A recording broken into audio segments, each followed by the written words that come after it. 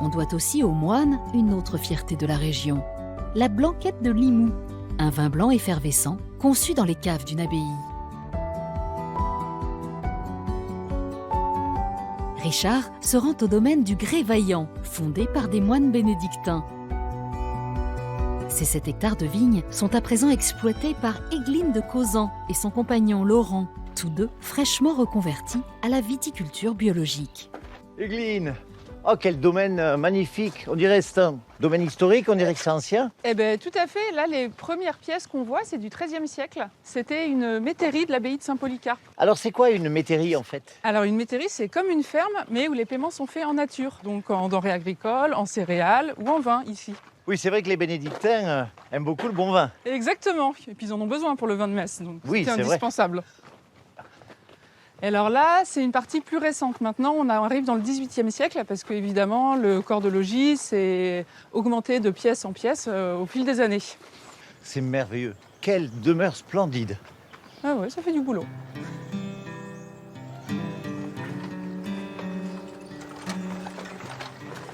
C'est avec lui, c'est avec elle qu'on va travailler? C'est avec elle, c'est une jument. Elle s'appelle Rustica, qui a 20 ans cette année, mais qui est encore en pleine forme.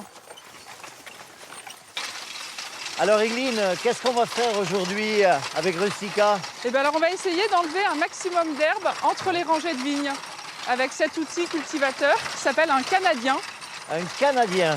Ouais. Et pourquoi ça s'appelle un Canadien? Eh ben ça on sait pas, il faudrait le demander aux Canadiens. Marchez tranquille, tranquille. Quel est l'intérêt écologique d'avoir un cheval aussi beau dans les allées d'une vigne? Ben alors déjà, ils ne dépensent pas de carburant. Donc ça, en termes d'émissions de CO2, on est plutôt bon. Les chevaux, ils fonctionnent à l'herbe et au foin, produits sur le domaine. Super. Et après, il va y avoir aussi un intérêt sur le tassement du sol. Même si c'est des gros chevaux, ils tassent beaucoup moins qu'un tracteur. Ils sont moins lourds et ils ne mettent pas leurs pieds à chaque fois au même endroit.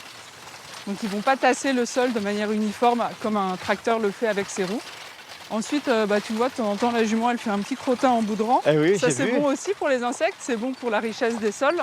Et donc pour l'ensemble de l'harmonie de la nature autour de la vigne. Exactement, puis ça fait pas de bruit, c'est agréable, on entend le sol, les outils travaillés, les petits oiseaux. Oui.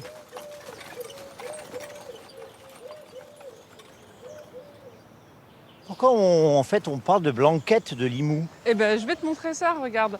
Donc ça, c'est la vigne qui sert à faire la blanquette de Limoux. Le cépage, c'est le Mosaque. Et donc on voit que le dessous des feuilles est légèrement blanc. Il y a un petit duvet et c'est pour ça qu'on s'est mis à parler des vins de blanquette. C'est les vins dont la vigne est blanche. Et c'est bon? Ah ouais, c'est délicieux parce que le Mosaque, le cépage qui sert à la produire, c'est un petit goût de pomme verte, pomme fraîche. Donc c'est très désaltérant, très vif. Et puis avec des petites bulles, c'est toujours plus sympa. Mais avec modération. Oui, bien sûr.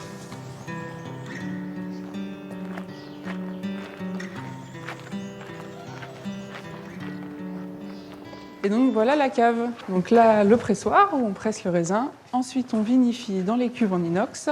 Et c'est au fond que le plus intéressant se passe. C'est là où on va élever le vin en barrique. Merveilleux. Ah, et alors voilà Laurent, mon compagnon, et notre fils Alaric en train de travailler. Ah ben alors vous avez là la nouvelle génération de vignerons. Et oui, et on goûte le vin qui s'élève ici depuis plusieurs siècles, puisque ce chai à barrique, il a été creusé dans le grès, cette roche-mère de notre domaine, le Grès-Vaillant. Oh là là, mais on voit même les traces d'outils, c'est splendide. Alors, on déguste du Mosaque, Lord Alaric. C'est un vin blanc issu d'un cépage autochtone de Limoux. Ah ben vous avez donné le prénom de votre fils à un vin. Oui, alors c'est pas que le prénom de notre fils, c'est aussi en référence au roi Visigoth qui a régné dans le Languedoc, Alaric. C'est presque un vin royal. Et ouais, voilà. Dans leur cuverie flambant neuve, Egline et Laurent poursuivent